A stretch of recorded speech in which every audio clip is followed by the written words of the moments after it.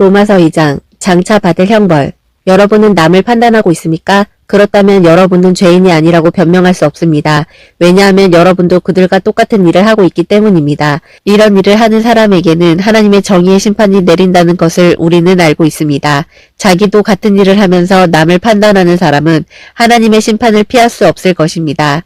하나님의 자비로 인해서 사람이 회개하게 된다는 것을 모르고 오히려 그분의 넘치는 자비와 너그러움과 참으심을 업신여긴다 말입니까? 이런 사람은 고집이 세고 회개하지 않기 때문에 하나님의 정의의 심판의 날에 받을 형벌을 스스로 쌓고 있는 것입니다. 하나님은 모든 사람에게 그 행위대로 갚아주실 것입니다. 참고 꾸준히 선한 일을 하며 영광과 존귀와 썩지 않을 것을 구하는 사람에게는 하나님께서 영원한 생명으로 갚아주시고, 이기적이며 진리에 순종하지 않고 불의를 따르는 사람에게는 분노와 형벌로 갚으실 것입니다. 악한 일을 하는 사람은 유대인뿐만 아니라 이방인까지도 환난과 고통을 당할 것이며, 선한 일을 하는 사람에게는 영광과 존귀와 평안이 있을 것입니다. 이것도 유대인이나 이방인이 마찬가지입니다. 하나님은 모든 사람을 차별하지 않고 똑같이 대하시기 때문입니다. 율법 없이 죄 짓는 사람은 율법에 관계없이 망하고, 율법 아래서 죄 짓는 사람은 율법으로 심판을 받을 것입니다. 하나님 앞에서 의롭다는 인정을 받을 사람은 율법을 듣기만 하는 사람이 아니라 그 율법대로 사는 사람입니다.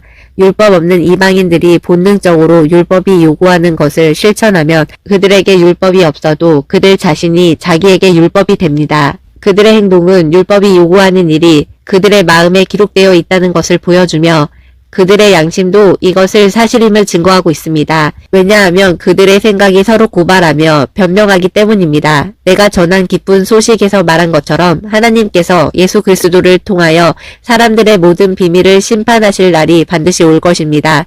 그러나 유대인 여러분은 어떻습니까?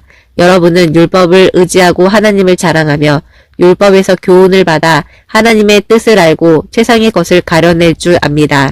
그리고 여러분은 여러분 자신이 소경의 길잡이요 어두움에 있는 사람들의 빛이며 어리석은 사람의 교사요 어린아이들의 선생이라고 믿고 있으며, 또 지식과 진리의 모든 내용이 율법에 다 들어있는 것으로 알고 있습니다. 그런 여러분이 남은 가르치면서도 왜 여러분 자신은 가르치지 못합니까? 도둑질하지 말라고 하는 여러분이 도둑질하고, 가늠하지 말라고 하는 여러분이 가늠하며, 우상을 지긋지긋하게 여기는 여러분이 신전의 물건을 훔치고, 율법을 자랑하는 여러분이 율법을 어겨 하나님을 욕되게 하다니 말이나 됩니까? 그것은 성경에 하나님의 이름이 너희 때문에 이방인들 가운데서 모욕을 당한다 라고 기록된 말씀과 같습니다. 율법을 지키면 여러분의 할례가 가치가 있으나 율법을 어기면 할례를 받지 않은 것처럼 되고 맙니다. 그러므로 할례를 받지 않은 이방인이라도 율법을 잘 지키면 하나님은 그를 할례 받은 사람으로 여기시지 않겠습니까?